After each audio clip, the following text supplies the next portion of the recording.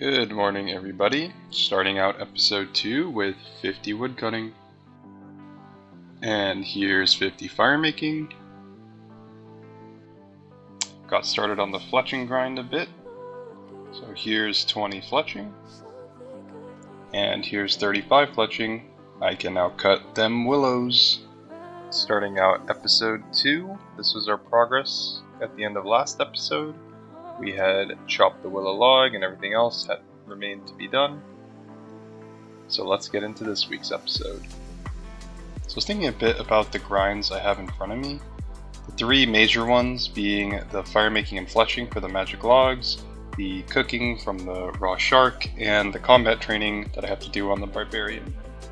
And it just so happens that the barbarian has a common drop of an iron hatchet, which iron hatchets are significantly better than bronze hatchets when it comes to cutting logs. Or maybe significant is a strong word, but for the number of willow logs I'm going to have to cut, it'll definitely help in the long run. So I'm not going to be training woodcutting, fire making, or fletching anymore until I can get that iron hatchet. But in order to get that, I'm going to have to be able to kill the barbarian, which means I'm going to have to get 50 magic and get my staff first.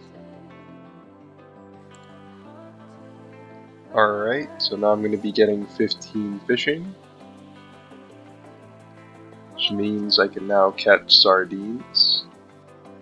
Oh, sorry, I mean anchovies. Sorry, I just like sardines too much. So let's see if we can't catch these anchovies. And there we go, got a sardine.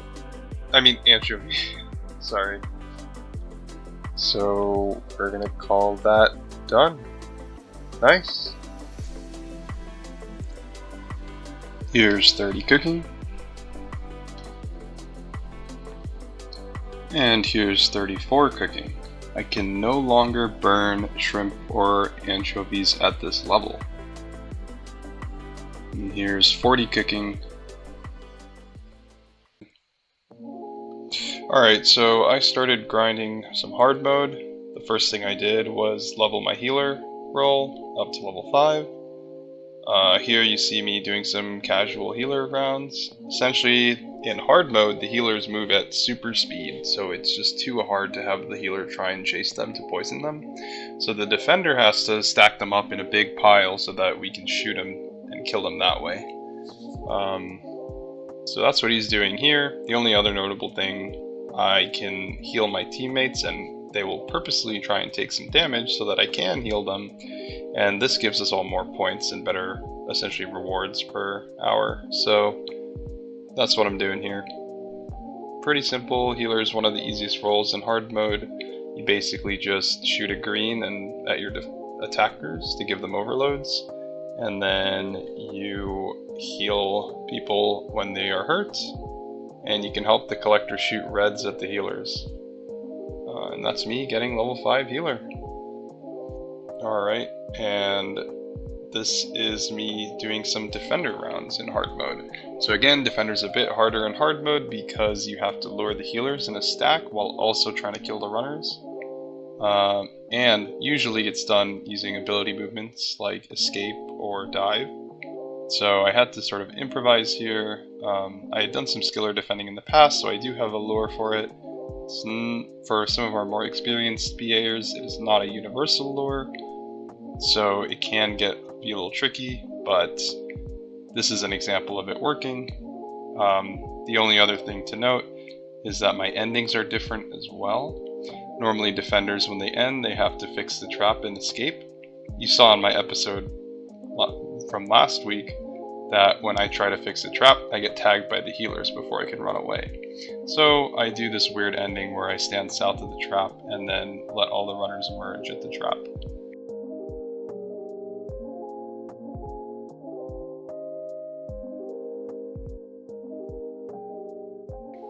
And that was me getting level 5 defender. So I decided to do a few gambles because I had stocked up some points in healer and defender. One thing to note from these gambles is that I can get dragon bones, which will give me some prayer levels really quickly. My goal is to eventually get 43 prayer, in case I need to utilize that to start training melee on the barbarian.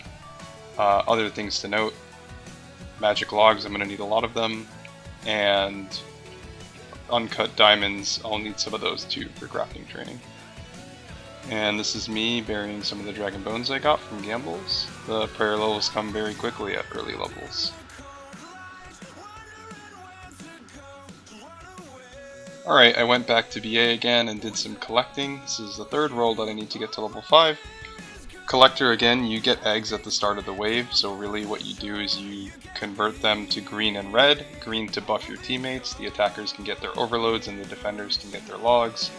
And you get red eggs, which you basically shoot at healers once the defender brings them in a pile. That's basically how we can kill all of the healers without having to poison them or chase them around. Other than that, the only other thing to note is that after we finish killing all the healers and runners and our job is done, you'll see me go to the trap and start picking up some eggs. You can get a little bit of extra points by picking up those eggs. And that's me getting level 5 collector. We've got 3 of the 4 rolls up to level 5 already. Back to a bit more skilling, here's 50 cooking. Alright, and here's level 25 magic. I can now teleport to Varrock, if that was an option. So there's a couple of things I wanted to talk about with regards to the method. I'm still clearing all of the mobs as before and tanking the fighter on my main while I spam my highest level curse or vuln or what have you on my chunk account. The fighter never seems to re-aggro the chunk account because I'm not actually doing damage to it. But I made a couple of enhancements. First thing is I'm collecting eggs from the dead mobs, converting them to green eggs, and shooting greens at the chunk account. This gives it essentially an supreme overload boost and gets me a few extra magic levels that'll increase my accuracy. The second thing I'm doing, shout out to Kim for this idea, is applying affinity stacks to the fighter. This increases my chance of hitting, and the affinity stacks I'm using are a Statius Warhammer in an EOF, a Quake, and a G-Staff spec with Ingenuity of the Humans. So typically I have 9 stacks, sometimes I have 7 when IOH is on cooldown. And here's a plot of my actual hit chance from level 1 to 99 magic, given 7 affinity stacks. So as you can see, at level 20 magic, I'm still only at like a 10% hit chance, and at 30 magic it's not even 20% yet, it's about 20% when I hit level 40. So getting level 50 is going to be very rough. With this hit chance I could still go minutes without actually getting a successful cast. Last thing is, sometimes when I'm applying these debuffs, I do damage to the fighter and it starts to die. Well, luckily for me, there's a way to keep the fighter alive. If you attack it on a wrong or incorrect stance, then the fighter will actually heal. So if I notice the fighter HP getting too low, I will just start whacking it on the wrong stance and that'll heal it right back up. Okay, so I was getting really burnt out doing this splashing method because even with 25 plus magic, I can go minutes without getting an XP drop. But I was looking around in the spellbook and I had an idea that would require me to get 28 magic. After level 25 magic, the green egg boosts me 5 levels. So if I'm 28 and I get green, then I'll boost up to 33 magic. And at 33 magic, I can cast Telegraph. I was thinking it would be much better if I could cast Telegraph on something in the VA arena and have a 100% chance of getting a 43 XP drop, rather than trying to go minutes casting a splash on a fighter. So, I was thinking about what I could possibly telegrab. I've tried telegrabbing eggs and food dropped by the defender and things of that nature before, and it doesn't let you. But one thing I thought I was able to telegrab in the past was the logs in the north of the arena. Those are used by the defender to fix the trap. So I decided I would try my hand at telegrabbing those logs. But little did I know what I was getting myself into. First thing I'm going to do is kill this damn fighter. Good riddance.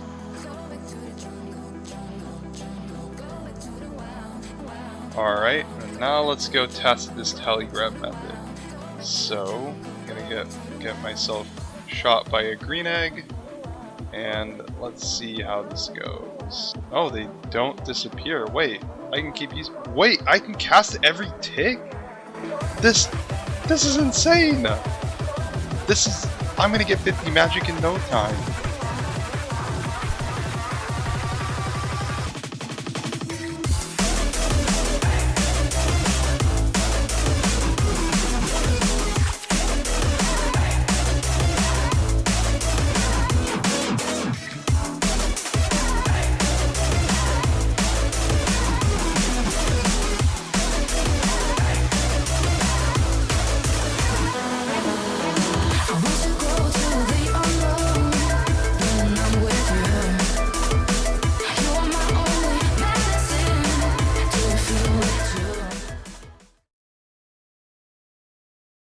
That took about 20 to 30 minutes, by the way, from 28 magic to level 50.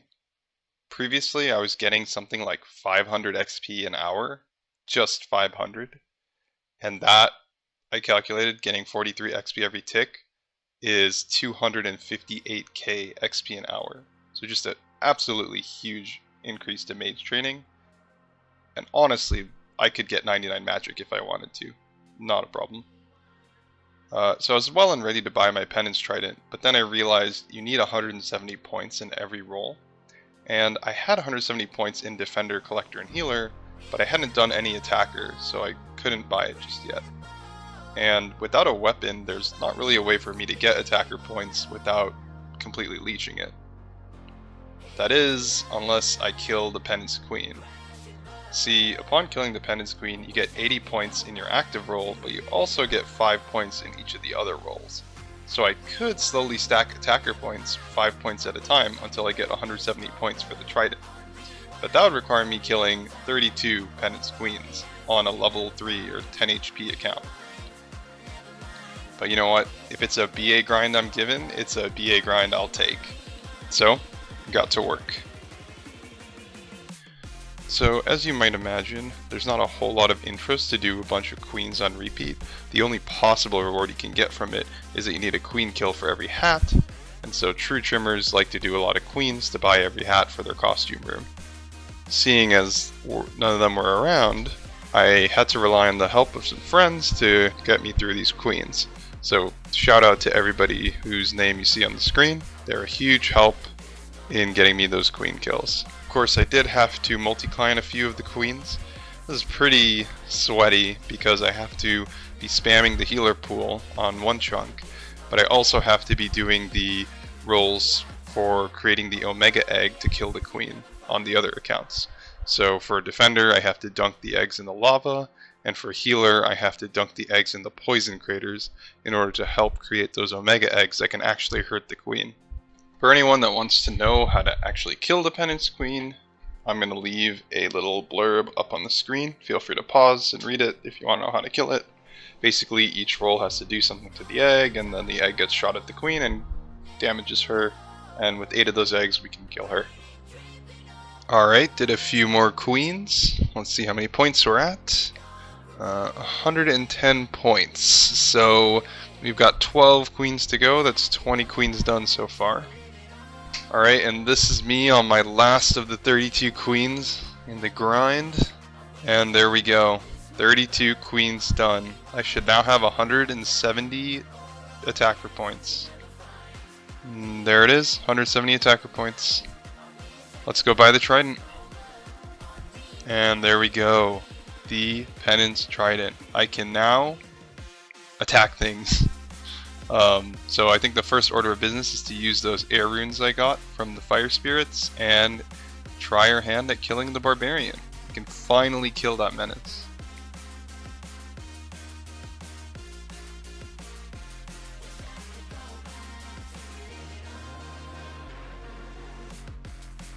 Alright, and I farmed some more barbarian kills in order to try and get the iron hatchet. This pretty much involves me killing him and hopping worlds and then killing him again, because it's just a bit faster than waiting for him to respawn. Also, in order to not use up those runes, I'm pretty much having to target cycle and try and never auto, which is not too much of a problem, but if I go AFK or get distracted, then I do end up using up those runes. So there's level 2 defense, and my iron hatchet. The woodcutting and fire making and fletching grind is unlocked. Alright, and finishing out episode 2, not much has changed on our task list. We've crossed off to fishing anchovies, and I've updated the barbarian achievements to reflect that the queen has been killed. But other than that, none of these were checked off. But we've made a lot of progress and are inching closer towards a lot of these goals. So looking forward to seeing you all next time.